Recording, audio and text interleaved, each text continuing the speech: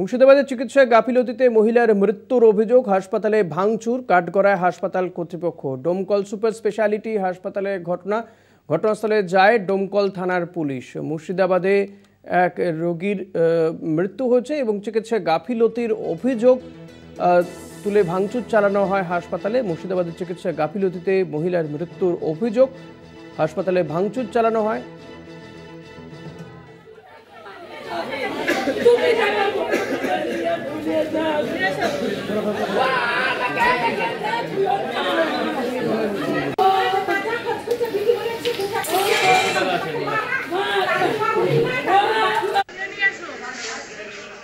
Domkal super speciality হাসপাতালে ঘটনাস্থলে যায় ডোমকল থানার পুলিশ।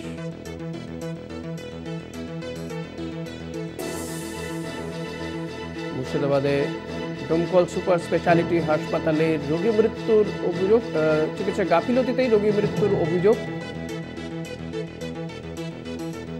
রাকিবুল ইসলাম রয়েছে। রাকিবুল, ঠিক কি অভিযোগ এবং হাসপাতাল কর্তৃপক্ষের বিরুদ্ধে যে অভিযোগ, হাসপাতাল কর্তৃপক্ষের কি বক্তব্য? দেখো, হাসপাতাল কর্তৃপক্ষের সঙ্গে যোগাযোগ করা সম্ভব হয়নি, তবে যে পরিবারের যে অভিযোগ সেটা হচ্ছে চিকিৎসার গাফিলতিতেই এক প্রসূতি মহিলার মৃত্যু হয়েছে, এমনটাই কিন্তু পরিবার সূত্রে জানা গিয়েছে। পরিবারের অভিযোগ যে ভোর 4টা নাগাদ একটা সন্তানের জন্ম দেয়, তারপর থেকেই তার কোনো চিকিৎসা চলছিল না। অক্সিজেন থেকে শুরু করে কোনো পরিষেবা না পাওয়ার ফলে কিন্তু ওই মহিলার মৃত্যু হয়েছে, এমনটাই কিন্তু পরিবারের লোকজন অভিযোগ করছে।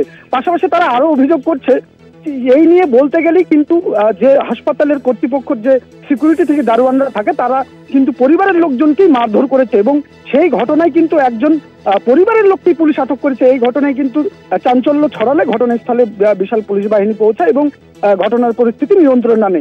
যদিও পরিবারের অভিযোগ যে একাধিকবার ডাক্তার এবং নার্সদের বলার পরেও কিন্তু তারা মোবাইল খোঁচাচ্ছিলেন, তবে চিকিৎসার কোনো পরিষেবা দেয়নি ওই মহিলাকে, এমনটাই কিন্তু জানা গিয়েছে এখন পর্যন্ত। ধন্যবাদ রাকিবুল।